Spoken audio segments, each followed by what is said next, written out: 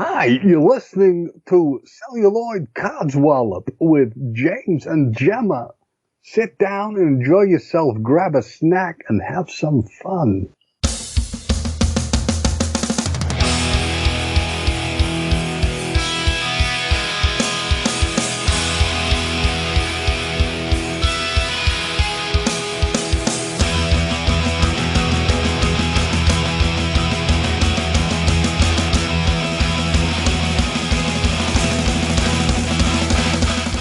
Hello and welcome to this week's Talking Codswallop. Now this week is going to be another continuation of the Celluloid Codswallop, and I am joined once more by the wonderful, brilliant Joanne to discuss the Star Trek Picard series, and we're going to be discussing episodes 2 and 3 and adding our own wonderful and probably filthy spin on the whole process, the whole situation. So, welcome Joanne. Thank you very much, James. And here, we know no other way than to be filthy. That's true. That is so very, very true. Like they say in The Mandalorian, this is the way. Yeah. And are you well? What can I say? I've been drowning in my own phlegm for about a week. Ugh, it's been shit. But are you feeling better now? I think so, hopefully. I was doing another podcast actually at the weekend, and I had to stop every so often so that I could wipe my nose and have a cough. And actually at one point my stomach rumbled. So I was full sound effects actually. Thankfully everything's settled a wee bit more now. I think the problem is that there is obviously something going around. As long as you don't have the coronavirus. No. I think you're okay. Not neither it nor syphilis, thankfully. Well, those are the two illnesses you definitely do not want. So, we have both been lucky enough to look at Picard episode 2, which was called Maps and Legends. And again, I was thinking it's absolutely brilliant visual opener, stunning, because it goes in showing all the ships. And it does a jump backwards, which I really like, to 14 years to show you all about the infamous attack that happened on the shipyard where, the Enterprise had actually been built there, hadn't it? And you see in basically your first introduction of the, I was going to say replicants, but I'm in the wrong universe. But I called them that on our last podcast as well, at one point. You see the first introduction to the synthetic life that have created a lot of the problems and become the banned species. And the show, to me, at this point, was doing well in doing the throwback stuff, because they sort of mentioned, was it the first contact day or something? They weren't able to, this holiday. And I found it very interesting that if you looked at the synthetic life, they had the data look, didn't they? But not the whole data, or the human characteristics, but they had like his gold eyes, his gold skin, his lack of human understanding and sense of humour. Yes, it was very much back to the old times again, before Data actually had a sense of humour. I'm wondering, were they based on B4 and Bruce Maddox, who's been mentioned now quite a lot through episode 2 and 3. I wonder, are they actually relatives of B4? I mean, they are creepy. They're wonderfully creepy. They are the new improved sex dolls after B4. Yes. But I doubt they've got all the skills that Data has. So what's the multiple skills? Hell yes, I would say. What I like also is something that just occurred to me, because obviously I've got this sort of running in the background when I'm looking at the thing that makes the food up for them. The replicator in this, so it looks like just basically a giant 3D printer sort of thing. Like they're trying to go backwards a bit on the tech on that. Yeah, there's a selection of, they mentioned, I think it's Una Matrix, it's something like that, Una something anyway, in terms of the food. And it's actually mentioned in one of the Star Trek shorts as well. Spock and Number One get caught in the lift, and they start talking about what replicator they have on board, and that particular replicator is actually mentioned during the scene. Yeah, nerd time again. See and this will again for those who do not, obviously for those who are listening to John, they're getting an idea of her wonderful knowledge of sci-fi. But when I first met you at a convention, one of the things later on, remember, you were dressed up as Ripley. And a big thing that I got on this scene I got a real alien vibe, the way they were sat, or alien and aliens, where they sat around discussing the food. And where they were all sat around together as a little group, where it wasn't showing anything that's sort of high-tech as we're used to seeing in Star Trek. You're seeing what they kind of said with Alien as like the dirty reality of what space would be like. I don't know if you saw that as well, but that's something that really sort of stuck out to me. Thinking about it now, they're also complaining about the company. Yes. They had to work that day, and it reminds me of when they were complaining about what shares they're going to get and what the profits were going to be, and they had a name for it in Alien. Shame on me, I can't remember it now because the gang were always laughing about it, and they just weren't getting their share that day at all. And in a world that no longer pays money, what happens when you're working on a public holiday? What do you get back for it? Yeah, that is actually a really good point, because supposedly, just to diverge off this, I always found it weird that obviously the idea in Star Trek is that the entire society doesn't have money. It's something Picard even says, I think, in First Contact, we no longer have the need for money. But on Deep Space Nine, they discuss, is it gold-pressed latinum? Oh, yes, the Quark and Co., yeah. So there must be some use for money somehow. Something must happen. But yeah, you raised a really interesting question. How do you actually get anything? Yeah, how does Picard sell his wine? Where does he get the money for his cheese? Oh, we'll get onto the cheese later. That's been stuck in my head. So, obviously, our synthetic life form, F8, goes completely batshit crazy, changes the computer, starts killing everybody. And, of course, what does the best person who you're going to have to do a mission as like an assassin? He does his job and then he kills himself at the end. Yeah, interesting enough, his name is F8, or Fate, and I immediately thought of Terminator. There's no fate but what we need. By God, you see, this is why I've got you on this podcast. You come... You think of these wonderful things that hadn't even entered my head. It's worrying. What a brilliant! Yeah, I haven't been making a lot of costumes in the last 2 weeks, so I've been thinking a lot more about everything else. So we cut to Picard watching footage of himself with his carers. That's the other thing that I thought of when I'm watching it after you had described them as that. I thought, yeah, they are sort of like carers, actually, aren't they? Definitely the local home help. So they're there looking after him and watching video footage, which Picard has managed to obtain, which shows what had basically happened when in the episode prior to this, his new friend she'd been killed, hadn't she? And there'd been an explosion. So they're sat watching this video and they're trying to work out what's happening. And if memory serves me, they're saying there was no body found. Yes. And then they come to the conclusion that obviously the Romulans, they think there's like some sort of secret society that's involved in doing all these things. Yeah, that's greater than Tal Shiar.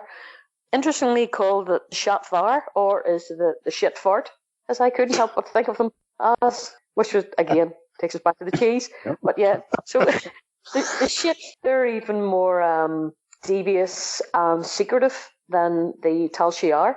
It was interesting, actually, because you really got more of a feel for Laris and the one with the big bumpy bits in his forehead that I'm trying to remember now. I remember Saban, or is it Saban? So he kind of calls Laris out, and I'm going to have to try and pronounce her name now. The Shatvar, or our myth, they don't really exist. And she's going, yes, but I had our handler, which he said was his mother, which is interesting.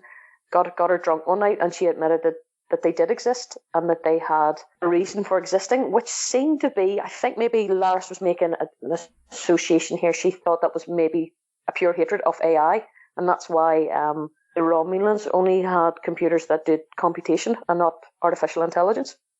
So that was interesting, that the fact now we've got two layers, that the Tal Shiar actually have a bogeyman. Yeah, and it's interesting to see also that, again, we sort of said this with a joke, what we said last time about them being carers for him, but they really are sort of like bodyguards. You were discussing before technology rudely slapped us about situation of when they were all in Picard's chateau and they were using the computer systems to find out where people were. Yes, that was actually in Naj's apartment. Oh, sorry. Yeah. No, you're okay. That was in Naj's apartment. It was quite clever. Laris is actually, to me, she's an extremely good agent. She's very, very switched on, very intelligent. And she was able to work out that maybe the Romulans might have left something behind. And so she went down through the logs and was able to find, she found something. I actually can't quite remember what it was she found, but she also made a connection as well mentally. She thought that, well, the AI in the PC would actually seems to take information from its owner in terms of who they are and different profile. But she reckoned that Soji's profile would be exactly the same as her sister's because they're twins, they're identical twins. And sure enough, it had recorded information about her sister, and they were able to work out that the sister's actually off-world. Don't know where, but they know that she's off-world, which I thought was quite clever actually, and possibly a wee bit of a silly thing by the Romulans to leave that behind. Oh, so following on from that, we managed to cut onto a very dark 1990s metal, disco somewhere. Well, in fact, it's actually a Borg cube. It just looks like some sort of strange, club from the mid 90s to me. And then we cut to the sort of like, required Star Trek sex scene, which is kind of sexy, but sort of isn't at the same time. I know. Do you know what I loved about that is the fact that in the 24th century you can have sex with your underwear on. And the underwear specifically for women has to be a sports bra and tanga briefs from the 80s. Those knickers couldn't have been higher up her belly button than they were. I mean, it's just so, it was disturbing. It really was. But I thought, well, and not only that, they've had sex, they get up, they both put their clothes on, and I'm thinking, there you go. One of them's going to get cystitis. Nobody's had a pee here or had a shower or anything. They must be reeking whenever they leave the room. Yeah. Yeah. Well, they're going to stink. Plus, she's basically the ultimate sex doll. Well, If you really think about it, she's not actually human she's a robot, basically. So, obviously skilled in many techniques like her dad. Yeah. I've not thought of that one, but very, very true. She does ask Narek, who is our porking partner in this occasion, is there anything you can tell me? And he says that I'm a very secretive person. And you get the impression that this Romulan that she's hooked up with is some sort of sneaky person. He's the boy, actually, that she met at the end of episode 1, when she had said to him, my brother had died, or something had happened to my brother. And I said, that's one hell of a chat-up line. Well, it must have worked. Because the next time we see those two together, they're in bed. Totally spot on. So after we've gone, there's obviously just, there's obviously an issue with communication. He's going to be dark and mysterious. And then we cut to Picard meeting his doctor. Well, no, is he his doctor? Yeah, he is his doctor, but he's also one of his former colleagues, isn't he, from the Stargazer? Yes. And it's where we get a very interesting insight into the fact that Picard isn't just an old retired grumpy admiral with a cheese fetish and a tea drinking problem. He's got health problems, and quite severe health problems. And it's sort of, I think the suggestion is it's maybe like dementia. It's damage to his frontal lobe. Some P-type lobe, anyway. I was actually quite kind of disappointed that it wasn't Dr. Bashir. I know that they hadn't really had, well, we never really seen them on screen together, but this doctor was from the Stargazer, but if it had been Dr. Bashir, it just would have made my day. Or you would have more expected them to bring Beverly in. Yes. Yes, well, she actually diagnosed. It was mentioned that he had a problem with something on the brain in the last episode of The Next Generation, which was all good things. And Beverly, after he was sort of flitting back and forth through time, Beverly scanned him towards the end of the series, and he mentioned that he had this issue, and it might be a problem for him later on at some point. And sure enough, it comes back to haunt him. And actually the doctor said something quite ominous: if you're wanting to go off-world, whatever adventure you're going on, I hope it kills you. I thought that was kind of sad. Yeah, and the interesting thing I found out about the area of his brain, I'm hoping that they'll make some comment on it, so it's in front of me now. But they said about the damage to his brain. I actually looked it up afterwards, and in reality, if somebody has had damage to those areas of the brain, it will mess up sort of like perceptions of things. It can mess up things like your balance, etc. But the suggestion with Picard is that it can lead to possibly bits of delusional delusion episodes, maybe top out. It'll mess up his temperament as well. But what you sort of see, really, I think, with this scene is they're trying to show a real sort of similarity between the relationship that Kirk and McCoy had. And it makes me think of the conversation they had in Star Trek 3 when they were in Kirk's apartment, where they were discussing the fact that, getting older, wanting to go out and do things, changes to your life. And I sort of see a real similarity of that scene, even the fact that they've got like a fire causing, a fire burning in the background, which is something I remember from the scene in Star Trek, The Search for Spock. That's a good point. Yeah. I think we're trying to find a similarity there. But, Mother half's just come home. Hello, I'm on the phone. Yes, okay. Sorry about that. Interruption to proceedings there. It's all good. Pass on hello from me. Yes, he's just informed me that it's a very bad night out there. So for anybody doing any weather watching at the moment, we've just had a live forecast. Oh, heck. Yeah, cold, wet, miserable and windy, I suspect. So we come to an interesting thing. So I think this is one of the first times I've seen, to me, a really good example of how people on Star Trek get around. We know they beam down from ships. We know they can use shuttlecrafts. But this is, to my knowledge, and you can correct me if I'm wrong, Joanne, first time you've actually seen people being down onto a planet on what looks like the nearest thing we describe as maybe a lift-style system, which just dropping people right outside Starfleet command. Yes, that was that to me looked like some form of teleportation. It was constant. It was people going in and out, in and out, in and out. It was quite good. And I thought, this is how you get to work in the future. No more sitting in rush hour traffic through Belfast. Just teleport. So Picard goes in and you get to this brilliant hologram of the Enterprise from the original Star Trek and then the Enterprise D. And even though he's a civilian, I noticed what they've tried to do is dress Picard a little bit in his clothing. He's wearing a uniform because he has a layout like a black top to the part of it to a different coloured body. So when they're showing the back shots of him, looking. Okay. Hello? I've been rung on a different thing. Hang on. Dad, I'm just on the telephone. Somebody else? Hello, can you hear me? I've got like 2 different calls going here. And I think he's hung up on me. That was different. Did you get a real burst of music then? No, I didn't. You went really faded. All right, okay. Sorry about that. Yeah, that was my old man ringing me up from Spain, I think. So I'll drop him a line later on. I meant to actually say during the record as well that really you were Dr. Stafford. You, I think I preferred your diagnosis compared to Dr. whatever his name was from the Stargazer. Go on, tell me why. Tell me how.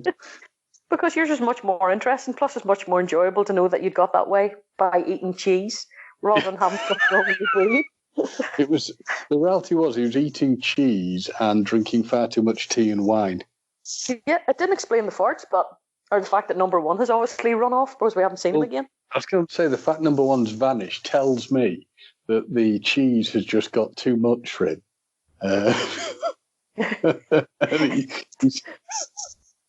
He's passed out somewhere or just left. I'm actually wondering whenever we see Troy and Riker, is number 1 with them? Has number 1 run off? See, I'd also wonder if I was Riker, would you be slightly offended if you found out that, your former commanding officer and friend has named their dog after you? Well, yeah, number 1 probably also humps the legs of furniture, just like Riker did, so... Why you called him that? Well, to be fair, yeah, I'm just thinking, and obviously, certainly both using a slang term and a reality term. Riker does like to get his leg over. Literally, all fucking time. The man is unbelievable. In fact, actually, if you had him and Dr. Bashir on the pool at the same time, no female of any description or chair would have been safe. 2 of the biggest horn monsters in the history of Star Trek. Well, they do say, yeah, and dogs will hump furniture. So, yeah, I think it all makes perfect sense. So, Picard has the amusing scene, which you sort of see repeating things, and they're going to end up repeating it in the new James Bond film. But you have someone who's this well-established character turning up and somebody on the front desk doesn't know who they are. A bit of a worn-out joke, but still quite interesting. And then you can see this moment where Picard feels a bit, how's the best way to describe it? Affronted by the fact that the guy says to him, "It's nice to see you up and about," sort of thing. Well, it's like saying, "We thought you were fucked, but I was really glad to see you." Yeah. It's kind of slightly insulting. Just a little bit. Yeah. So now this is something I found out later on that's very interesting, which is he goes in to see the CNC, who is, well, I know she's called Kirsten. The actress who plays her is Anne Magnuson, but he goes in to see her, and basically they're sparking off one another because he's saying, I need some help. There's this sinister plot happening, and clearly they've probably quite a tested relationship between each other. And he's sort of saying, I want to get to the bottom of what's going on. There's this girl who plays an integral part of what's happening, and it's not cutting it, is it? He's sort of saying, we can do this, we can do that. And she's saying, well, no, we can't. You're a retired former admiral, and you also shafted us on television. Now, she was well fucked off with him. She really was. And even, you can see that Picard really does feel strongly about this, because he's sort of saying, I'll even take a demotion and take a wee little ship to try and sort this out. And, well, comes out with my favourite line, I think, from the show, which I'm going to hand over to you, actually, to say. She said, the sheer fucking hubris, which was just perfect. See, they had worked together. She was on the bridge of the Enterprise D. She was. She was wasn't she a navigator or something? Yeah, so things must have got really bad sometime after that for them to just hate the sight of each other. You know, yes. Clancy, you call her, Admiral Clancy. Oh, she was really cheesed off with him. Well, she actually goes on to explain to him as well that the reasons for abandoning the Romulans, and to be honest, the way she puts it, it's kind of reasonable, the fact that 14 other planets were going to pull out of the Federation. Yeah. Because they simply did not trust the Romulans. They thought the Romulans were up to no good. And here's an interesting thing. If you go to Discovery, the new season of Discovery, some of the promo shots that are out, it shows you the new Federation flag, and it doesn't have anywhere near the amount of stars that it had on it before. So there must be, over the years, an awful lot of the Federation partners start to pull out. I like the fact, as you said to me, you could see the Federation's point of view. I know everyone's supposed to think, oh yeah, Picard's on the money, he's spot on, he's right. But what they're saying is that you looking at this of what would have happened to just one species against all these other people who are involved in the Federation, you know, the impact would have been horrendous. But obviously they don't see it that way. Picard, and I think he's got some real balls to say this, starts sort of like threatening the Commander-in-Chief. Exactly. I mean, it's a case of, on this occasion as well, the needs of the many outweigh the needs of the few. And okay, it was a few million Romulans, but a hell of a lot more other species. And the point she makes to him, you're not part of this anymore. You are out in the cold. You're not a member of staff. You've retired. Be on your way, basically, which is what he does. Look, we've all done that. We've all left a job, went told everybody go fuck yourself, and then suddenly thought, shit, I need a sort of reference, or I need something from my old employer, or I've left something behind the office, and you very sheepishly go back and go, do you know why I told you to go fuck yourself? Well, can I unfuck you for a wee minute and just get this from you? Yeah. Picard is not going to be getting a good reference, is he? That's for sure. It's as well he's in retirement age, because she has completely livid with him. I don't think she can. I think actually, from her point of view, I believe that she's quite shocked that he doesn't see the bigger picture on this occasion. Yeah, which is what surprises me, because you would think, and again, this is where you'll ask yourself the question, or I would ask the question, certainly for this episode and future ones, how much of Picard's reasoning is being coloured by his, basically mental health disability issue that's going to be coming down the line? Is that changing key elements of his personality? Because this idea, just think about it, this idea of Picard is always seen as the most level-headed captain, a bit more by the book than everybody else, or certainly than Kirk. So this is a bit more of what you'd expect of Kirk Now, I know in the past Picard has got 2 fingers and said no to stuff, but this is a bit more of Kirk sort of like, well, I'll just go do whatever crazy crap I want to do to try and resolve the situation. Yeah, it's slightly worrying for the characters. If I can jump ahead a wee bit, for the characters that end up being introduced in episode 3. Because not to spoil things too soon, he's not telling anyone. I mean, I don't even know whether he's obviously not told his home help that he has this. I don't remember them being told. So he's keeping this really serious secret, one that doesn't impact just on him, but on the safety of everyone else around him. So that's actually quite selfish. That's maybe not the Picard that we would have recognised from before. But is he maybe in the situation where he's older, he is on his own, he's grumpier, I suspect. We all go that way, I'm afraid. Yep. Anyway, so he's been kicked out, and then you get to take a look at, again, to me, it just looks like some weird like nightclub where all the Romulans sort of live and do research stuff on this like rebuilt Borg cube, where it was interesting to see what they're doing is actually working on.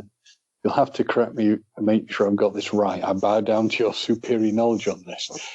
They're sort of like taking former Borg drones, is that correct? Yes, they're dismantling them effectively for their tech. Yeah, and using them to basically further their own stuff. But you get an interesting spread because it's people from all different sort of species of this thing. But yeah, I thought that was quite interesting. Did you notice the sign whenever they're all standing waiting to go through security? That's sort of like the nightclubby scene. It looked like a goth club. There's a sign up it and it says, so many days since in a simulation. And that actually tracks back to 16 years. 16 years since anybody had been assimilated on this artifact. There's a sign that's quite a good one to have. So like that. So they've all been having a chat. Basically, I think it's just an excuse to have like some sort of weird flirtation between the characters. And then we cut to Picard's chateau, where he is, the Dr. Jurati, I think she was called, reappears. Yes, I can. And he's talking to Picard about the whole situation of what's happened with, basically what would have happened with Daj, and sort of learning about the fact that she believes, that they think Picard's on the money or what's happening. We get a nice nod to the fact that they both enjoy drinking Earl Grey tea, which is fair enough. only Picard's is decaf, because he's older and it's not good for him. Yeah, his system's been wrecked by alcohol and cheese, so let's be honest. That's it. His internal organs. His IBS must be horrendous. Oh, God, yeah. Constantly stricken the poor man with constipation. And bear in mind, we're probably over halfway through the episode here, and we still haven't seen fucking number 1. I mean, that poor dog. What have they done with this dog? It's true, actually. Yeah, we've seen everything else. We've seen them making tea, which unfortunately, on this one, it's not replicated using real products, including tea bags. It's obviously this view, isn't it, that what's going to happen is that the Romulans are trying to sort of wipe all the evidence away. We've lost one of the sisters, so what is the situation with the other one, who obviously we know, but Picard doesn't know, is in some weird, strange fetish nightclub, which, when you cut to it, where they're sort of dismantling bodies, yet again makes me feel that we're actually watching an episode of Hellraiser. Yes. All these people dressed in tight. I know. And the face masks. Yeah. You know what they were like? They were a wee bit like cyber goths. Yes. I don't know if I've ever been any goth clubs, but they're like the cyber goths, with the hair and the dreadlocks and the big trousers and the DM boots and the glow sticks. And any moment I expected them, VVM or whatever the fuck it's called, to start playing. At the very least, 9 Inch Nails Closer. That would have been good. I'd like to have seen Trent Reznor hanging from that ceiling. Definitely. Spinning slowly around. See, what I also find interesting is the fact that they refuse to name the people they're sort of working on, which I kind of understand. They're saying, like, why do you think the name they had a species? But that is actually probably a bit realistic in a sense, because they always say that if you're a surgeon, or they always say the difference between doctor and surgeon is a surgeon is generally sort of like, when you meet them, they're a bit of a colder person. You don't interact with people on the level, say, doctor does. I know that for a fact. Having had a few operations over the years, surgeons are very different from doctors. They can be horrible people. Well, they're more to the point, aren't they? Mm-hmm. They get straight to it. So the interesting thing is that, and it becomes apparent later on, is that the is it Dash or no, not Dash. The sister who's on the ship is speaking to the people in their language who are all being hacked up. We then cut to a wonderful, from a cinematography point of view, a lovely shot of Picard in his chateau. It's late at night. He's hopped up on, something, not caffeine, but he seemed reflected into his clock, telling the time. Then he makes a momentous decision and gets a lovely little, looks like a pill box, but it actually holds his communicator. Which TNG one as well. Yeah. And the thing I found really strange on this is that he treats the communicator almost like a telephone. And I always used to think the communicator was just something that would contact a ship that couldn't actually be used for communicating to everybody. It's like a telephone system. But he contacts somebody called Raffi who's asking for help. And he's asking her, in fact, for a ship. Yeah. It's quite evident that these two have had a really bad history. Now, Raffi's actually, I think, in the comic Countdown. Yes. It sets the scene a wee bit before. But I love the way that he rings her up on his comms badge. And if that's anything you know what it's like these days when you ring anybody, if you don't recognise the number and you think, well, I'm not answering that. He'd have been better off texting her first and saying, can I ring you? Because people don't answer the phone anymore. Yeah. The other one that got me is if I am ringing this person using my communicator. So a couple of things. Firstly, I never thought a communicator would work that way. But what do I know? I'm not writing this show. But if we're treating it as a reality thing, so this communicator can be used for making calls. And tell me if you can see a failing in what he's doing. A communicator is made by, or used by, and made by Starfleet. You would think that Starfleet are probably going to have a very good way of logging all outgoing and incoming calls. Exactly. It's a bit like that. Your telephone call is important to us and may be recorded for training purposes. Yeah, exactly. And there's obviously going to have real concerns about what he's doing. So you're pretty sure that, Admiral Clancy would be listening in or saying to the people working below us, the CNC, I think we might want to keep tabs on this sort of slightly deranged old duffer who's come in. Telling us stuff. Because the other thing that I found interesting is that if I was her and Picard's talking to me, I would think that he's probably bonkers.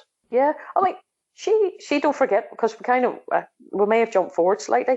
After Picard leaves Clancy in Star Trek or in Starfleet after the bit of the Mexican standoff, she contacts Commander O, which is just a great name for a commander. It's like Commander O. Oh my. Commander Oh my is what I really want to call her.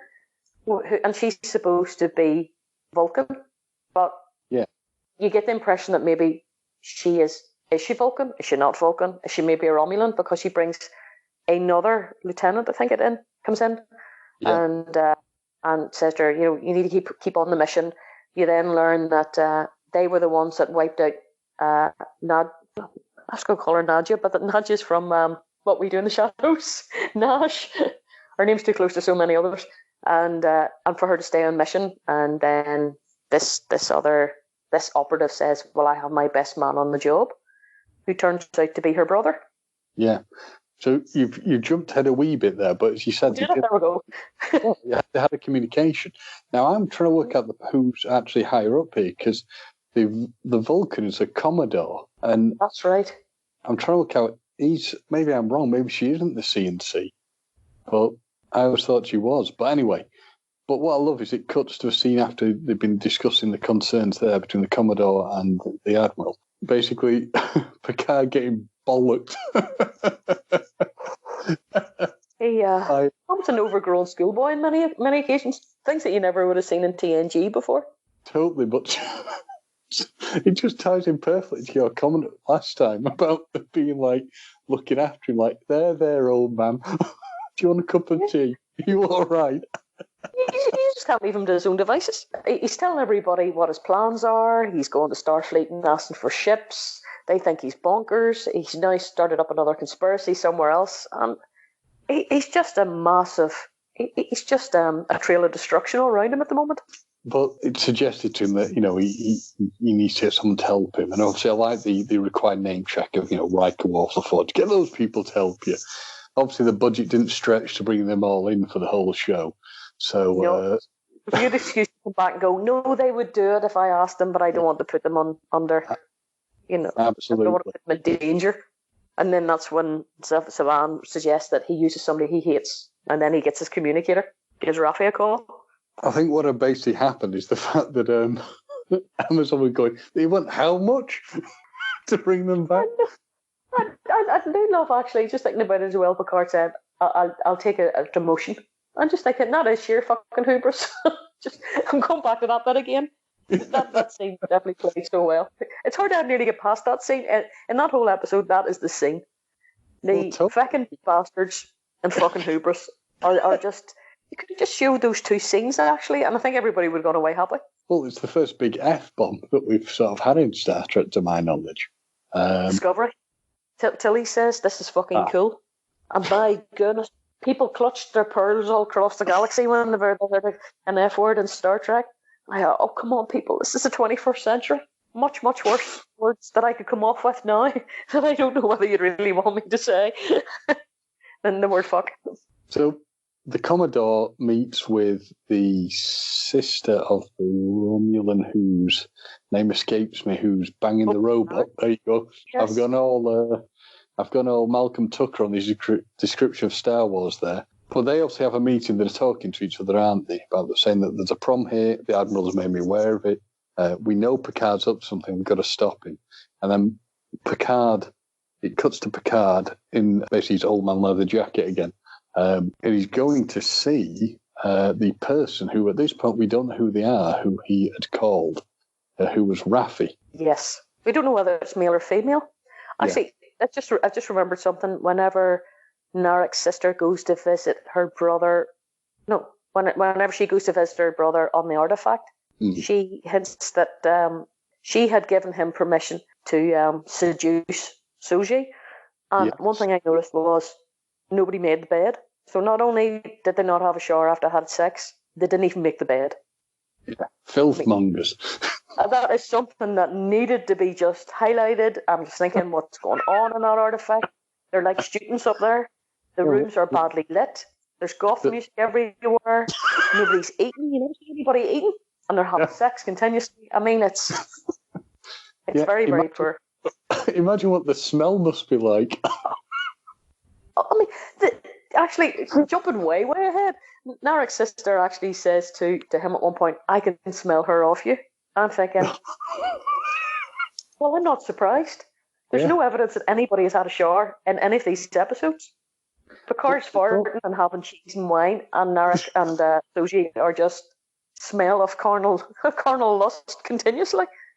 Well, it's also the fact that if you think about it, they're also chopping up bodies on this Borg Romulan cube thing. Ugh. Well, I mean, if it's like a goth type club, they obviously are playing drowning pool. Let the bodies hit the floor. Has to be. That's the greatest song. Like, let the bodies hit the floor. We just be played 24/7 across that cube. And it'll stink like a slaughterhouse. The other thing I've just thought of when we talk about the issues with, Picard and his bodily functions, eating all that cheese. I think they were very brave. I think Picard's very brave to actually have lit fires in the house. Yes. Let's be honest. Would you want it around them? I still understand why the dogs run off. I really don't blame the dog for running off. Either that or he's been assimilated. We're not really sure yet. See if that dog comes back later on as a Borg, I will literally shit myself. That would be scary, but I'd be even more scared by the fact that you managed to see it happening. That episode came to an end with the sister and the brother basically discussing the fact that the brother is a deep agent trying to find out what's going on. Deep, maybe at least possibly 6 inches deep agent. Oh yeah.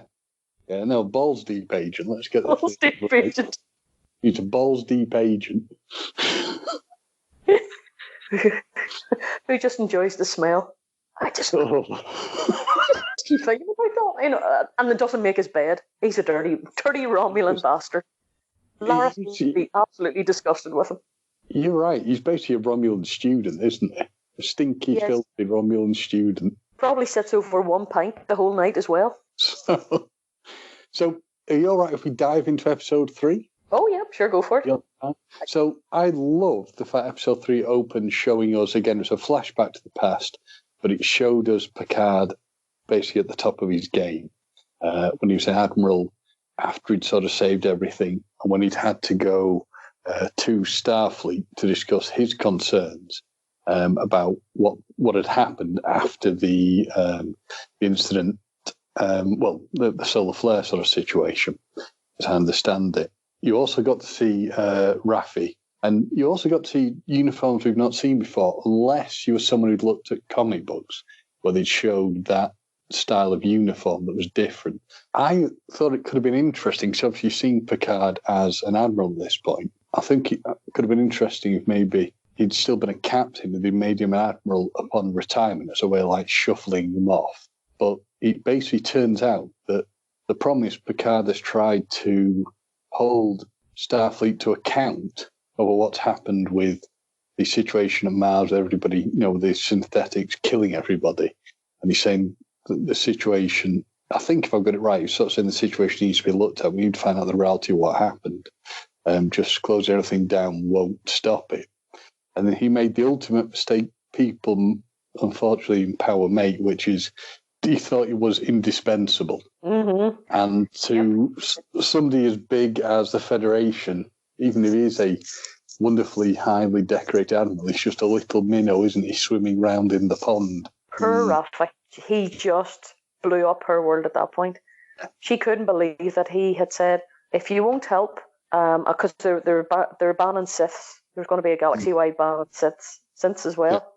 And I keep thinking of those keyboards from the 80s every time I say that, which would have been really unfortunate because some really good music would have been done away with. That he said, well, if you're going to do that, I'll resign. And he took his resignation. But one thing I didn't understand was in that scene was he resigned and they fired her. Yeah. Now, she was his XO on another ship. Why the hell did they fire her? That makes absolutely no sense to me because she, from what we could see, well, from the evidence that's shown on the screen, she didn't do anything wrong. She was producing evidence for him to carry on with the direction that had been going on, and she was producing evidence to support that. And then all of a sudden, she's fired. I didn't understand that. Well, the only thing I can imagine is could it be the fact that maybe she knew too much, or they felt she would be too loyal to him? But you're right. There's a complete lack of logic to that scene. She hints like that she thinks that there's some sort of Romulan conspiracy, that they had actually been, part of the Utopia Plantatia or Plantatia Utopia. I'm really good with names tonight. You'll have to forgive me. It's just fucking cold. That they were actually involved in it and they had reprogrammed the synths in some way. Because you could see F8, his eye sort of dilating in some way. It was like he was getting an upload of some description, or a download rather, of some description.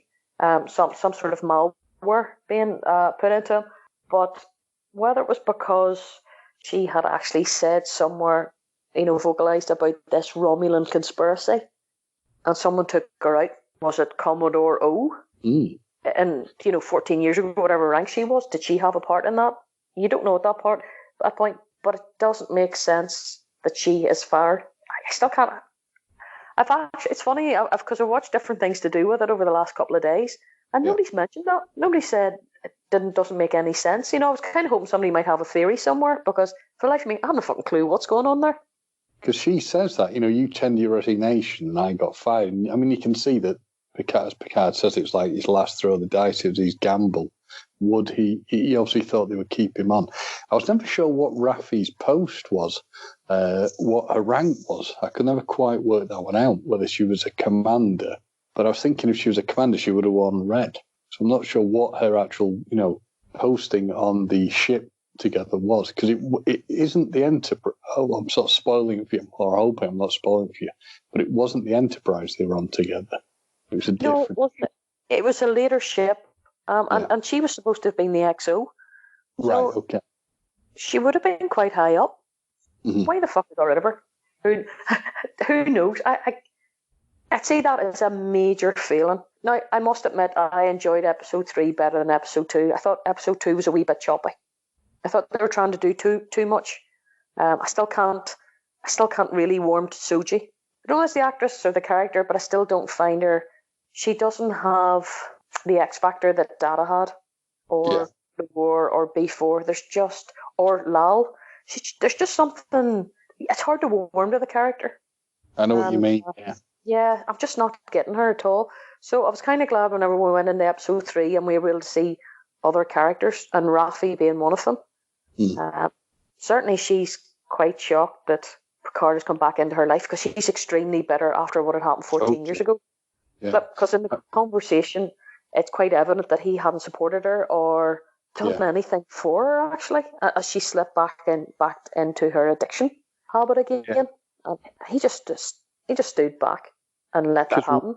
Yeah, because Raffi was a bit like it's a bit of a cliche thing, but she was a bit like the cliche, the burnt out ex-cop who's lost everything, who's got, she smokes some sort of flower she grows. She's probably got a bit of a drink issue because she's knocking back the old wine that he brings to her. But she's sort of, like you said, she's basically saying, you left me out to dry. You've gone off to live your life and I'm living in this trailer. Yeah, lucky for her, she's actually living in Vasquez Rocks, which is a big Star Trek backdrop. I mean, the Gorn was there. It's the first time we've seen the Gorn. It was Kirk fought the Gorn. Yeah, and it's that location, and it actually features in quite a lot of the different Star Trek series. Because as soon as I seen it, I thought, I know that. It also slightly reminded me of our trailer sitting out there, where I thought, this is like Mel Gibson in Lethal Weapon. Do you remember he lived in the trailer out in the beach? Yes, and you're right, and it ties in perfectly with the burnt out cop thing. Mm-hmm. Obviously, when you're a burnt out cop, you have to go out on your own somewhere. It has to have sand near it. It can be a desert or it can be a beach, but there must be sand. It's stipulated.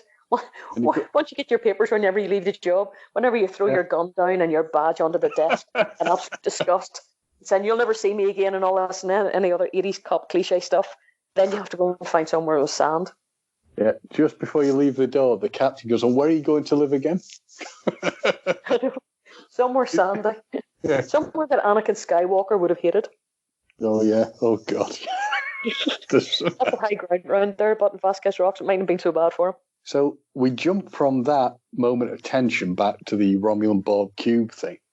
And we see the return, don't we, of an old character. Yes. And it took me a little bit of time to actually twig who it was. But it was the character of Hugh, who was a Borg in the Next Gen, if I've got it right. He was, yes. Well, you might be able to answer this better than me. Did he split from the collective and the Geordie helped him come back into normalcy? Have I got that right? Kind of. What had happened was they had picked up a distress signal on a planet, and whenever they landed, they realised it was Borg, and they made a decision to bring what was evidently a very young Borg on board. And over a period of time, Geordie was kind of very influential with him, helping him get his humanity back. But then Picard used him as a sort of a weapon of mass destruction. They reprogrammed him, put him back into the collective again. And the collective that particular part of the collective then became infected by individualism.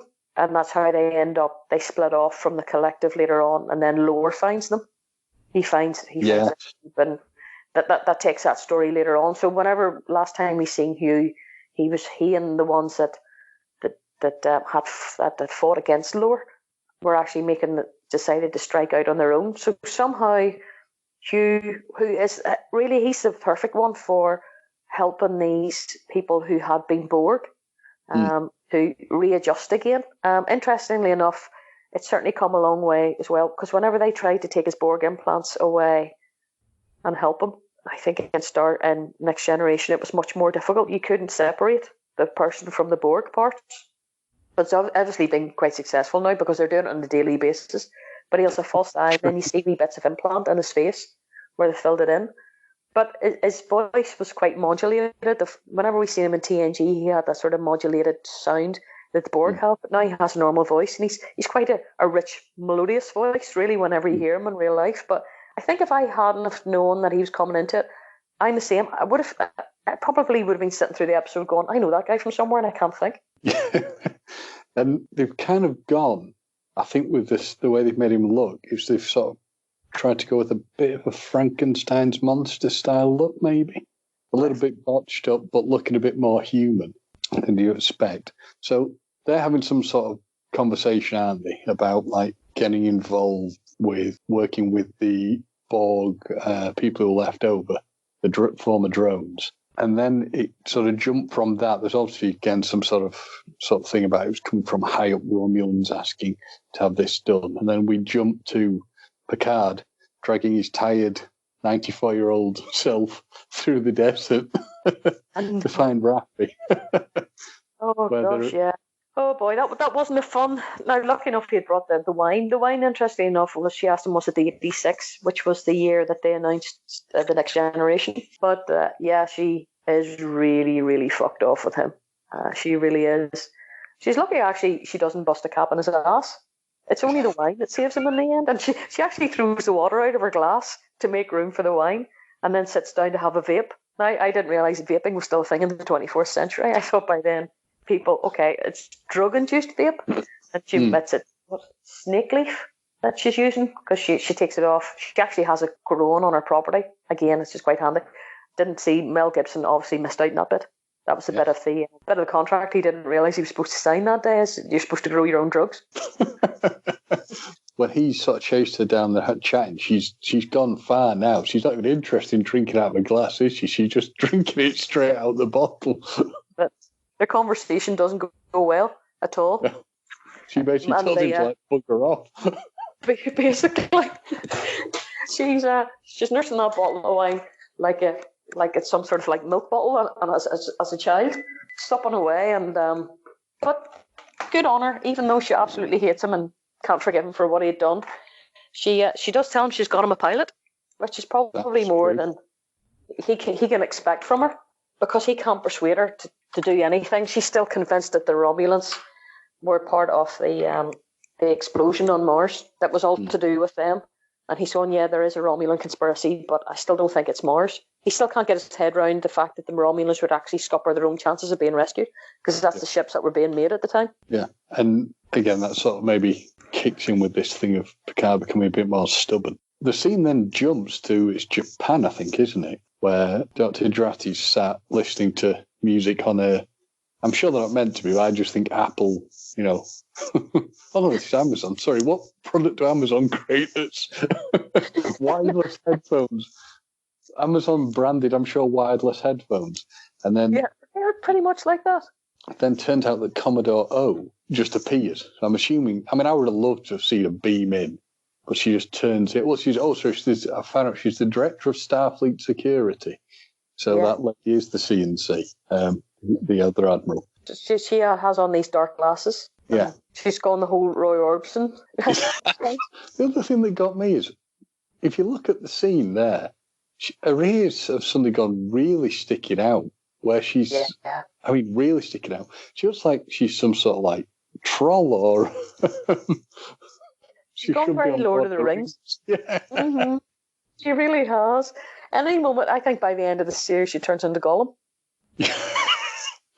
So they have a conversation about, like, what do you know, what have you been told, etc. Then we've cut back to Hugh in the Bondage Club. I don't know, I've just noticed something. I'm getting slight on the clothing. I don't know if you ever watched it, but like the Babylon 5 vibe. That is one of the things on my list that I have to watch. It and Battlescar? There we go. Battlestar Galactica. Battlescar? If you're in a battle, you're going to have scars, yeah. So actually, that would have been a better name for it. But yeah, that's on my list. But I know what you mean. Yeah. And promos that I've seen of it, yes, it does have that vibe to it. Well, there was, on a Star Trek link to it, going off on a tangent, but that's what we do. Walter Koenig was in some episodes of that where he was playing some sort of real badass, and he wore sort of like the similar stuff to like what Hugh has on in this. But we've learned that what happens is the Romulans who were not, should we say, who have once been Borgs who are not very well, I think I've got that right, haven't I? Who have not been turned back to normal Romulans. All there's definitely a problem there with Romulans don't seem to assimilate terribly easy. Yeah, and they've all been sort of like, come back out from being bored and gone a bit bonkers. The things I've now learnt about being in a mental institution are you become very good at jigsaws and you become exceedingly good at Rubik's Cube. Yes, that boy champion. Absolutely. It's very One Flew Over the Cuckoo's Nest, really, that scene. So they meet some woman who's going to become very important, and Picard, you see Picard talking to Raffi again, where she's obviously started doing her own research, and she still answers the phone to Picard, where he basically says, I know you're doing your research, and he does something that really made me think of my dad, which is even the person says, I'm not going to help you, where he says, well, yeah, just carry on with what you're doing, get on with it. Yes, that's definitely an old person's thing. That's either an old person or somebody in charge. Yes, that's fine, I hear what you're saying, but I'm not listening to a word you're telling me, just fucking do it. Yeah, well, it's with my dad, it's his former chief executive head on. So Yes. I recognise that. I really do recognise that with him. He'll just go, yeah, this is what you need to do, get on with it. Do you know what? He's a teasing bastard because he knew rightly she wouldn't be able to resist. Once he mentioned the Romulans, because she's quite obsessive. I mean, he had said to her at one point in the early stages that you see things that others don't. Whether she says sees dead people like Sixth Sense, we don't know yet. But she sees links to things. Probably if this had been set more in this era or 10, 20 years ago, she'd have been the one with the photographs up on the wall and the red bits of wool between them all making the links. Yeah. She'd be the slightly bonkers, unhinged. Well, she's the ex-cop. She's the unhinged ex-cop who can't give up that one last case she couldn't solve, isn't it? Yeah. She has documentation everywhere, and her file system's a complete mess. She's still went out and bought that string just in case. And then Picard turns up. And Picard, I suppose, he meant everything to her. I think he was pretty much a father figure. And she's still hurting a lot, but she can't resist a mystery. And then we get to meet, we do sort of get to meet, but with a bit of a twist. Picard beams into a ship, and he gets to meet his captain. Well, yeah, it is the captain of the ship, or so we think. Yes, so really a bit weird. Mm-hmm. Yeah, this captain, who I would sing, but I can't sing, so I'll just say the sing words. I keep calling the sing. His name is Rio, and he dances on the sand because Chris Rios. Rios, that's it. So there we go. Yeah. I do my own joke there. His name is Rios, and he dances on the sand. Who seems to have we initially think we're meeting him, but we're actually meeting his EMH, who is him.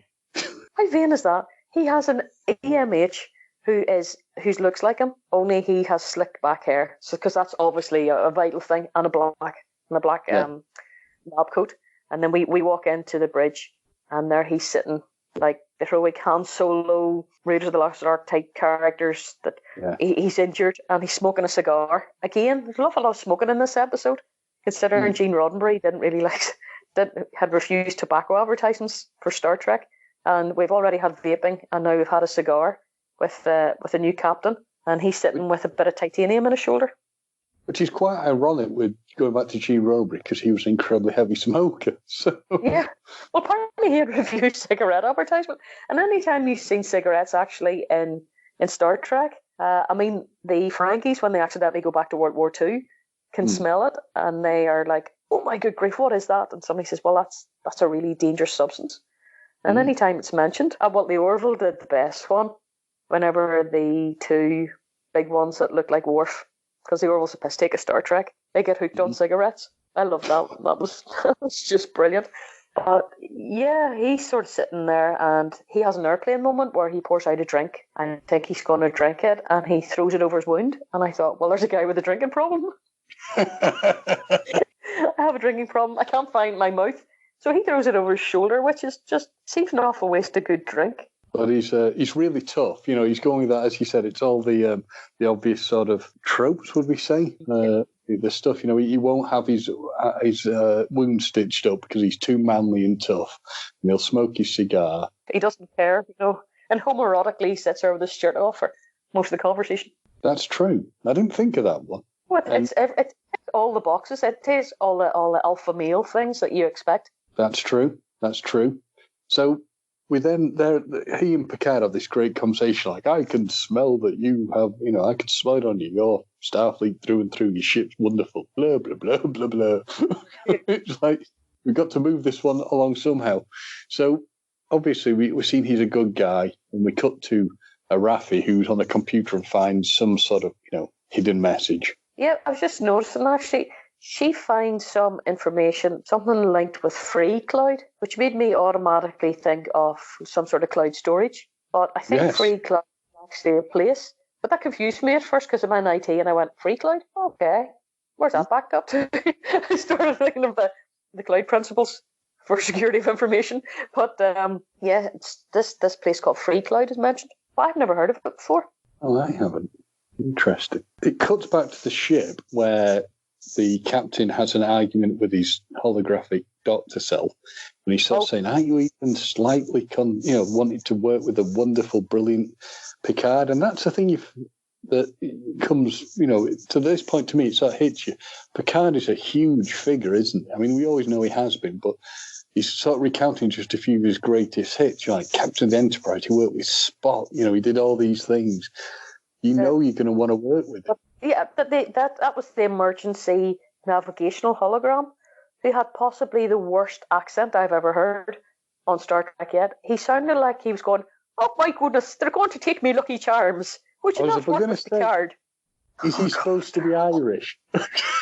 Well, he sounded more like definitely the Lucky Charms advert. The American one. Who stole me Lucky Charms? And I thought, Bigora, and all sorts of shite. And I was actually glad when he got rid of that emergency hologram, because what the hell were they thinking there? I would be worried about that navigating. What he should have done to really add to the things, he didn't say to be sure, did he? He should have somehow snuck in to be sure. Sure. I couldn't understand it. I thought, why? This guy is... Well, I'm actually beginning to think this guy is so paranoid he won't let anybody into his life that he has to have really bad versions. He has a doctor version and he has a navigator who definitely stepped out on an American advertisement. You might really be on something about his paranoia. Oh, yes, he because his emergency ENH said to him, "Would you not want to work with a heroic captain again?" And he said no, because the last time that happened, I'm still having nightmares about the last captain, his brains being blown out, or his... Oh yeah. Yeah, he mentions about his brain. Some extremely violent thing had happened to that captain, and he doesn't want to go back to that again. So I think the guy's maybe suffering from a bit of PTSD, and certainly he's become very introvert and quite angry, and I think he's punishing himself. The very fact that he wouldn't allow his wound to be healed up, bearing in mind that they can completely repair human tissue with no issue at all, but he was happy enough to let that subjugate. I really do hope they have tetanus in the 24th century. Yeah, the fact that he'll only have the fake people around him, because it means there's no way anyone could get hurt that's true. Mm-hmm. No, he does seem to be a good friend of Rafi's, as we'll learn later on, but she's maybe one of the few people that he lets into her life, and vice versa, actually. That they, both ex-Starfleet, eventually found each other somewhere, probably pished and or high as a kite.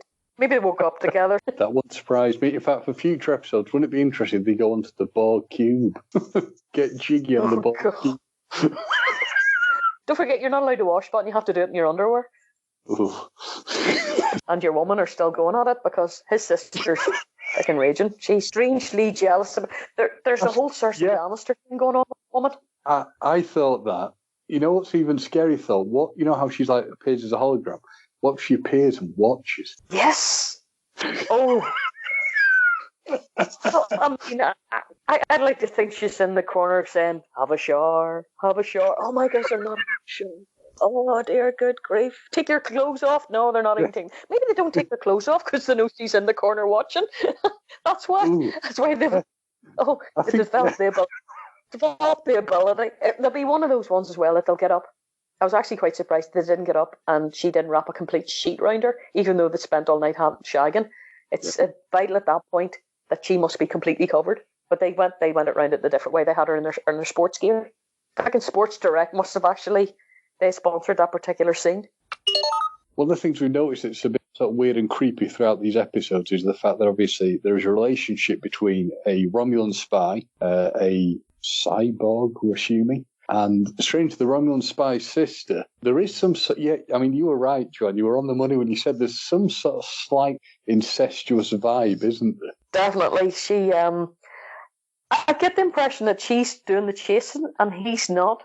He's maybe had a wee diddle there at some point, but I don't know how the Romulans feel about things like that. I don't know whether it's against their culture or whether their culture permits incest, but definitely her interest in her brother is quite creepy. Now, I think she agreed to him sleeping with Soju so that he could sort of get in deep with her, as it were, as we said before. But she's balls not deep agent. Balls deep agent. That's exactly it. But she's really not happy about it. No, she's not. Quite worried about her brother falling for this synth as well. And I think that's bugging the hell out of her because obviously this person must be shit for it, as well forever know them as. And that goes completely against what they stand for. They hate AI for whatever reason. Maybe they hate AI because whenever you see the reaction whenever Soji goes to visit the Romulans that had been assimilated and who were in the funny farm part of the cube, that their reaction to her. The guy with the Rubik's Cube, he's going to hell for leather like on that. And the one who has the cards, who she wanted to go and see, she sees her. Eventually, they have a strange conversation about mythology, and it's not mythology, it's news and all this here. And she recognises her as Soju. Is it Soju or Soji? Before I go on. Soji, I think, because just prior to that scene, you see this fact that Picard is he knows he's going to be leaving his chateau, so he's drinking in all the scent, the smells and sounds and everything of the air, and he's just sort of saying he's going to miss it. But they've sort of like accepted that he's going to be going.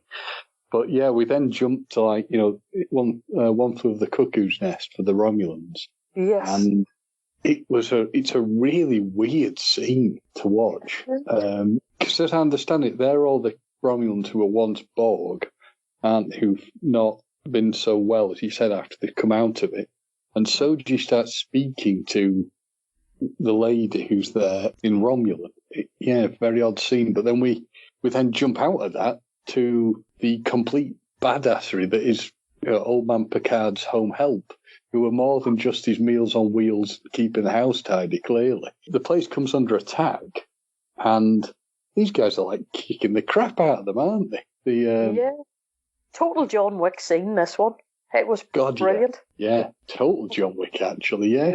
But the thing about it was that poor Picard, once again, I don't know what the hell Picard's made of. Either he has a titanium frame that he had stolen from Logan whenever he was doing his wee diddly time in the X-Men. But he gets thrown across the room and nothing gets broke again. I mean, what the hell is this man made of? His brain's not great, but the rest of him is absolutely fantastic. But they, his housekeepers, his home help, it's quite a nasty battle. It looks like they're all going to get shot at one point whenever a last-minute assailant comes through the door, but who is mysteriously then shot by Agnes, who appears from nowhere. Mar actually has a rifle in her hand as well. I really don't like her. She gives me the willies. Well, it's interesting that also they have sort of guns hidden in the house, their own blasters, I love that. to shoot people. But I noticed something, because obviously I've got this running on quiet, it's the fact that we do see Picard's cane reappear, which we'd not seen up to this point. We mentioned, didn't we, earlier, that suddenly he had no need for the cane and uses the cane to attack somebody. But yeah, interesting. Very interesting. But you're right. She suddenly appears, and that makes me start to wonder, is she more than we know? Yeah, she's come to warn them, because Commodore O had come to see her, and she was telling them that Commodore O had come to see her, but she didn't tell her everything. But it seemed a bit of an odd time. She grabs a gun, kills somebody, which of course she makes up she doesn't know about. And then, it's an odd one. I wonder if she's going to turn out to be more than we thought. Well, she's a very annoying ditzy blonde. For all her intelligence, it's just it's true. On my tit, I have to say. I don't like the character, but it could be that's deliberate. That the character develops, and I mean there was a character in Enterprise, the Asian character who in the Terran universe became the Empress, and her name's gone out of my head, and she really annoyed me to start off with, but over the time she became an incredibly good character. This is one of these instances again where somebody's probably sitting listening to this going, for fuck's sake, can you remember the name of nothing? I can't remember the name of anything. High and cold flu remedy. Leave me alone. Picard has a cheese. I have paracetamol. Yeah, well, it's wines, obviously. What I love in this scene is they get the guy, one of the Romulans, and they sort of they got him tied to a chair, and the what's he called, the male home help, Zaban, was going to give him a bit of a slap, but they decided to spray him with either Febreze or they either Febrezed him or they were using smelling salt. I'm not sure which, but they brought him around. Do you know what I actually think that spray was? Do you know whenever particularly dogs hump furniture, people have a habit of spraying them things? That probably was number one spray. And that's what she was hitting him with. There's an interesting bit, actually. Lara says that, and you find out why some of them have bumps on their forehead and some of them don't. She says he's a stubborn northerner just like you, and flicks him on the forehead, on the ridges. And I'm thinking, this is just like Northern Ireland, North and South. We're the stubborn northerners. Yeah. We all have ridges up here compared to the Irish. And they're lovely soft accents. So this is why the northerners are all really vicious and nasty, and that's why they're the mercenaries. Who's along with the accent? I will say absolutely nothing at this point. I'm staying out of this. Whereas the Irish have the lovely soft accent and the lovely foreheads, and we have the big foreheads, and they're really aggressive. See, I still think I was right. It wasn't dog humping stuff, it's Febreze because of the cheese farts. But that actually makes a lot of sense. It does, you see. It's not just a hat rack. I do think about these things. So they're back into the One Flew Over Cuckoo's Nest padded cell, and they're talking to the lady who's, you might understand this better than me, but she's doing some sort of weird jigsaw, isn't she, on the table? It reminded me of a thing I had as a kid, and it was called triominoes. And it was dominoes, but it was triangular. And I couldn't quite see the links between the pieces, but whether it's like tarot cards or however it is, but I mean, so she recognizes that there's one of them's a door. So apparently the Romulans have, this sounds really wrong, they have back doors. They have a false door, and they have a wee bit of back door for their action. That's really what comes in. That's what I was saying, there's a bit of backdoor action there with the Romulans. So she sits behind Sam, gosh, I can't remember her name now. Unfortunately, I've had to move to another room, and my bit of paper with all the names on it is in the other room. But she sits behind this Romulan, and they start talking, and they get more into the mythology, and the Romulan says she doesn't like that word. It's news. So she was saying everything is like time was linear. I think everything was happening nearly at the one time, but she suddenly puts down a card. And she knows that Soji is the Great Destroyer. Well, she actually says, which one of the twins are you? Are you the one that lives or the one that dies? And then she calls her the Great Destroyer. And you saw, as I've got it running now, because we're on that scene, you see this thing go through her eyes, like almost an electronic thing. So she must still have some sort of a Borg thing that's in there, because her eyes do this electronic flicker. Or they seem. I never know. Yeah. I didn't see it until now. It's quite a weird little point. And then we cut to the fact that, he's a stubborn northerner like you. We're on that now. Absolutely stubborn. I know. That made me laugh. Really did. I found that bit absolutely hilarious. Probably for different reasons than other people. People went, oh, so that's the reason for the ridges. Me, I just found it really funny. Well, I think you're probably onto an in-joke, actually, there. So. No. It goes back to the room, and there's something really strange, because she obviously knows, as it's called Ramda, the Romulan. She has some sort of insight into what's going on, and she was, they start trying to talk to her about the fact she was once assimilated and what happened, and then basically shit gets real, as they say, because she sort of like cracks, doesn't she? She cracks up and starts getting very emotional. So she's trying to get her to talk to her about it more. And yeah, things get difficult. And we're seeing like the way they shoot is brilliant. They're building up the tension. So they're trying to cut between Picard is saying like, why did he kill the girl? What happened? And he's sort of saying, well, she's not a girl. There's far more to it. And they're doing a tension build between the people. And it comes to the great point you made, which is, which sister are you? Who are you? Which is the question Soji's being asked, isn't she, by Aranda? And it's an interesting tension build, but you try.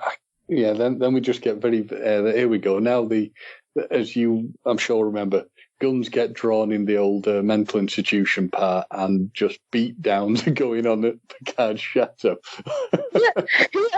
That's it. I mean, there's been a lot going on. I mean, that security guard, she was able to get the gun off him, to shoot herself. The Romulan was going to shoot herself, and so she wrestles it from her and saves her. I mean, Hugh Borg must be thinking, what is going on here? I've brought this person in. I authorised this person to come in because initially they're challenged before they go into the funny farm room. And he says it's my authorisation. I'm the director here. He does. So, I mean, Hugh Borg is well in with her own. And then you can see the chap they were trying to interrogate takes a cyanide pill, goes all alien, spitting blood. Yeah. And the gun's taken off the Romulan in the mental infirmary, but she seems. Well, she was going to take a life, and you wonder if she's taking it because of something that's come back to her, or is it something that's inbuilt into like programming that makes her want to kill herself? And then you see like the twin sister thing on the cards she's been playing with. So yeah, interesting. And then it cuts to a conversation, doesn't it, between Soji and her mother, which is really weird because she's sort of suggesting the sister's still alive. She keeps saying, well, where's my sister? What's she up to? And she's going, oh, she's alive, she's fine, which we obviously know is not the case. No. So is she talking to, is her mum real? Is her mum a computer image, or is her mum just, a sleeper agent like everybody else seems to be at this point? Yeah, I actually thought her mum was maybe a computer program. I wondered that. Yeah, I think she was downloading something into Soji at that time because she passes out. Yes. It's like she goes offline for a while. That's true, yeah. So she goes offline, and then, what the hell was he called? Oh, Narek? Nope. Narek, thank you. Yeah, Narek comes in, and they're sort of having a conversation. She's wanting to check about how she's doing. And, pardon the pun, I think he's just pumping her for information. That is the best description of it. And here, what a dirty bastard he was. He distracted her because she's trying to say, look, I don't know why I knew all this information. I must have accidentally read it. There must have been files that should have been encrypted that weren't, or classified in some way. And he's going, I think I love you. And, you just think, she's young, she believed him. But anybody else sitting watching me going, oh yeah, classic distractor there, mate.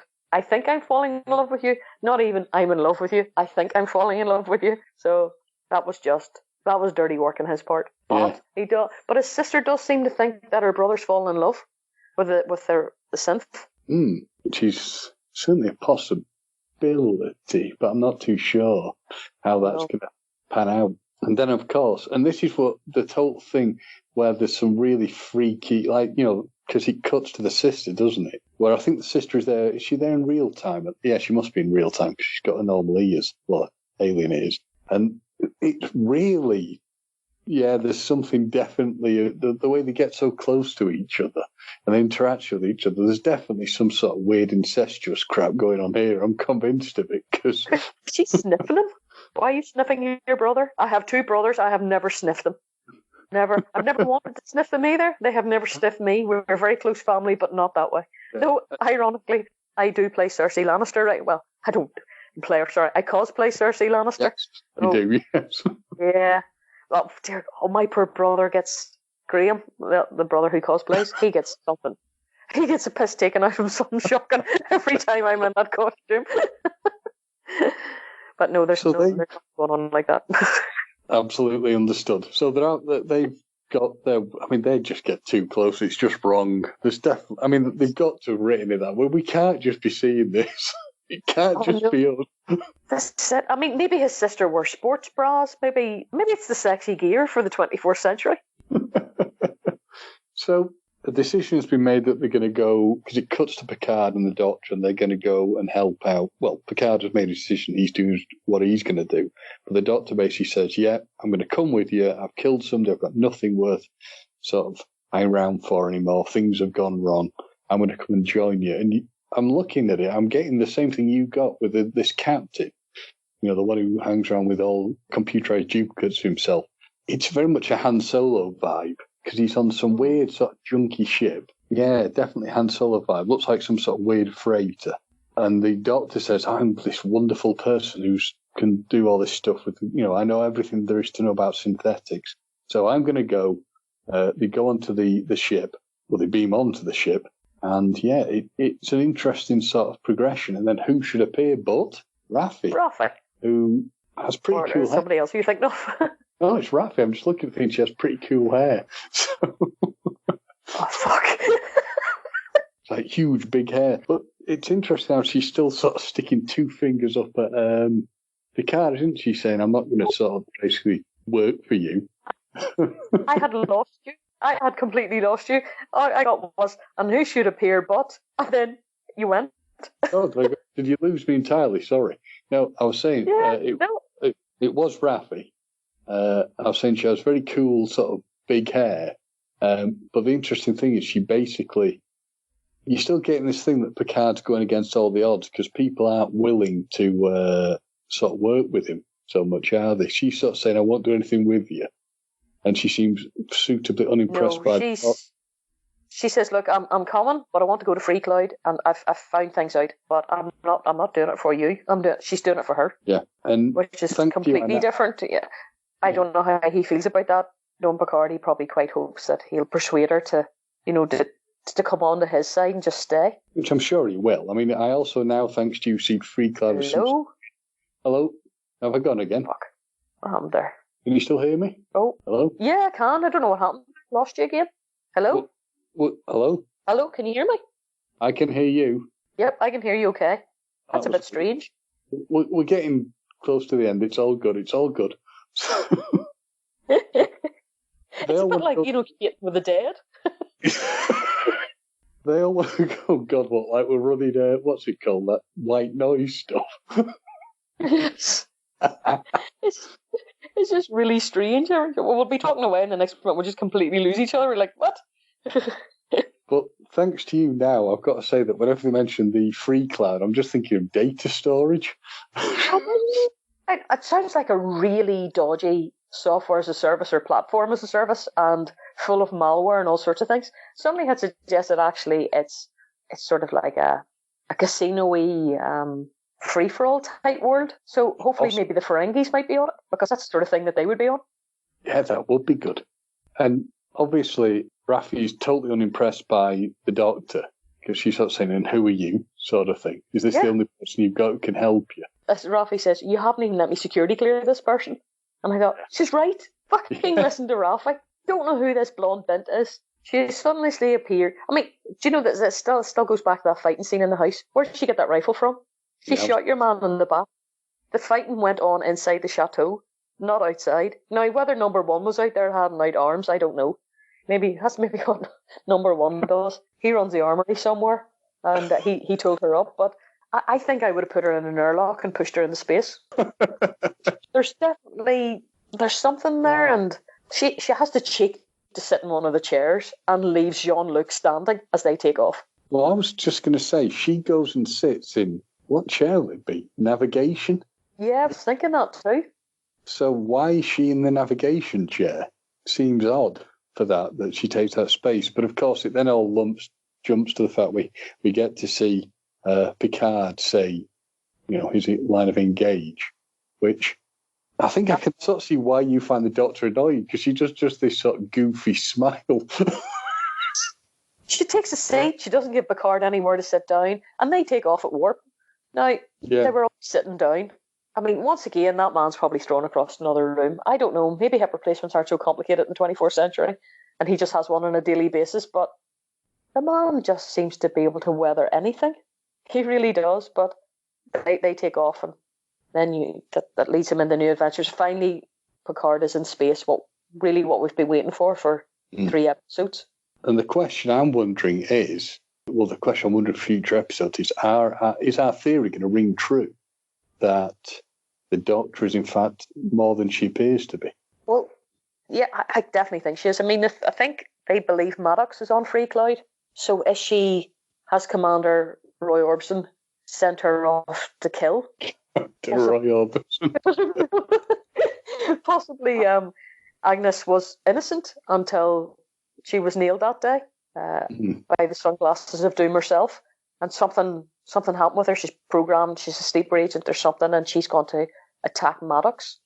Yeah. But there's something really, it feels nasty. And once again, Picard is being foolish.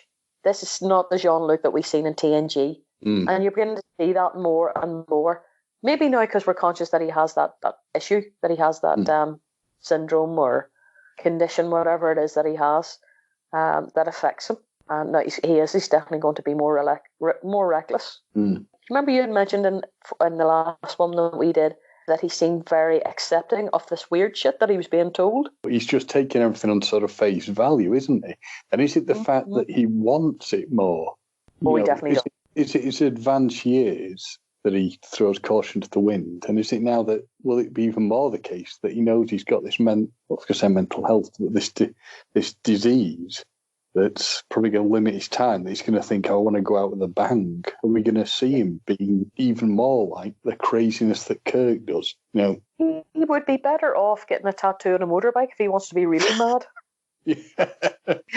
Especially at this advanced age, he should be back at the chateau with a nice warm drink, some cheese, lots of wine. By now, it really should be a scene from Craggy Island where Laris is Mr. Soy. The other one is Father Ted, and he's Father Jack by now, and Dougal is maybe number one. There we go. That's a new series that we've made up. Thank you, CBS. Just pay us now. So basically, series 2 is going to have to be that. Craggy Island. Yeah, with Picard looking confused and worrying his chair with his nails. Yes, drink, cheese.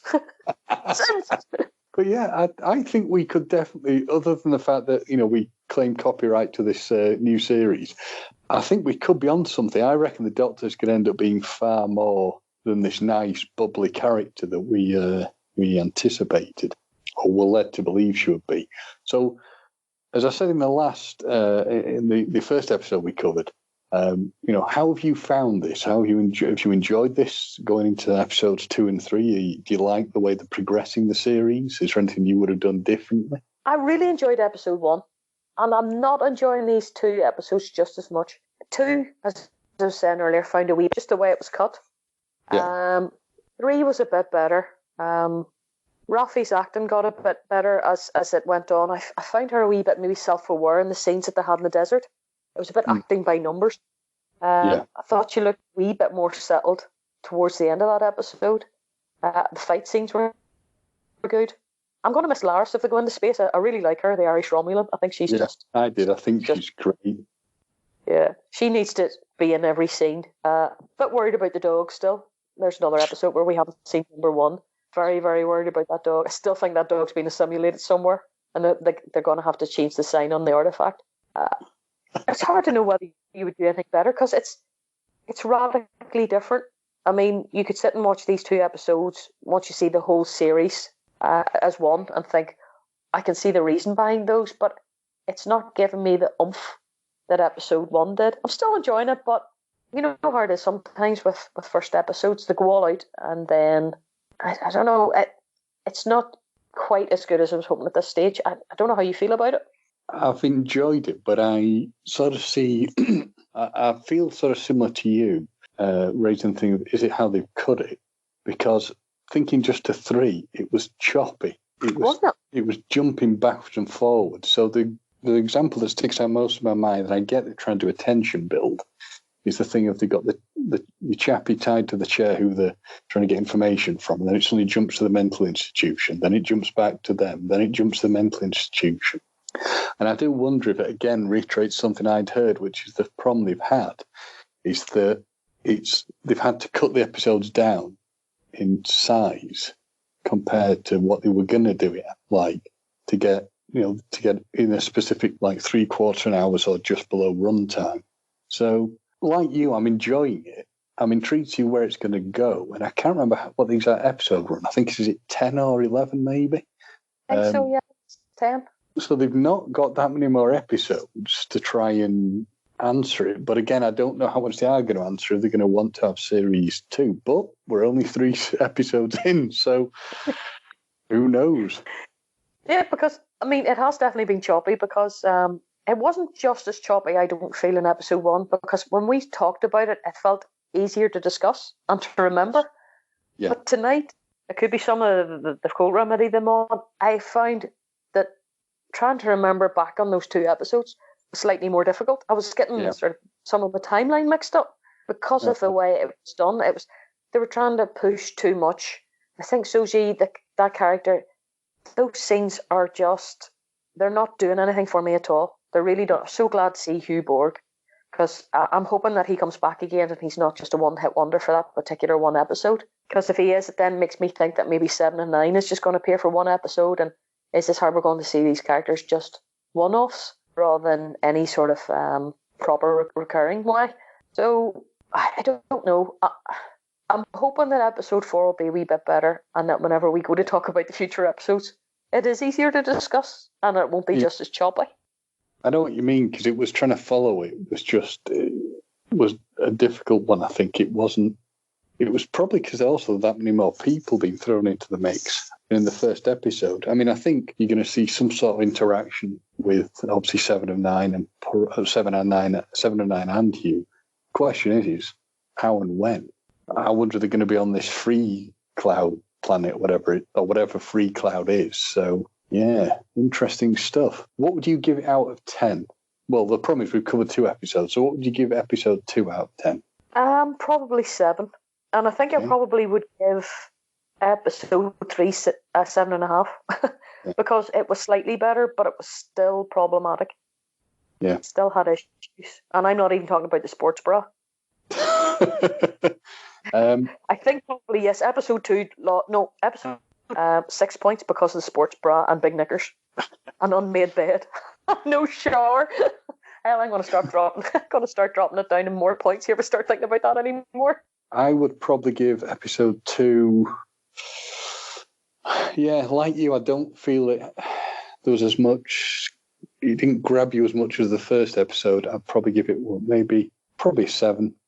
I would give episode 3 just because we finally saw him get into space, however briefly, 8.